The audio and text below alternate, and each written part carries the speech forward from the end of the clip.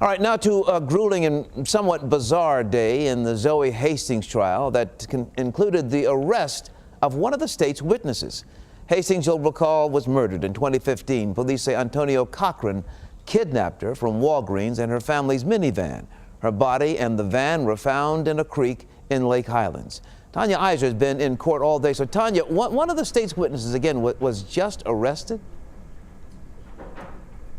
Yes, he was. He was one of the state's two eyewitnesses. He was taken into custody just after his testimony concluded, but outside the presence of the jury. That witness, Gary Whitman, told jurors that he saw a man accost Zoe Hastings, that man pointed an object at her, and then he got in the vehicle and they left. He says he told a clerk that he believed an abduction had occurred and told that clerk to call 911. He says later, after Cochran was arrested, he saw news coverage and he believed that Cochran's walk was that of the man he saw, but he also acknowledged that he did not see that man's face. The defense attorneys picked apart his credibility, pointing out that he had a very long criminal history and questioning why he came forward.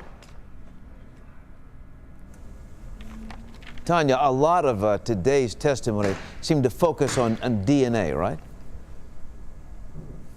Yes, it did. We heard witness, expert after expert. But if jurors were expecting a CSI-like certainty, they most certainly were not getting it. Those experts could not say conclusively that hair found in Zoe's left hand and DNA taken in the sexual assault exam came from Antonio Cochran. All they could say was that he could not be excluded from that DNA. Zoe Cochran's family has been in court for the last 2 days. They say they'll talk when this trial is concluded, but it's very clear that this case is going to hinge on the DNA found on that murder weapon. We have yet to hear testimony about that. Both sides acknowledge that is Cochran's DNA, but the defense says they have an explanation for it, and the trial will resume on Tuesday. Back to you. All right, thanks a lot. Tanya Iser reporting us tonight, the Zoe Hastings case.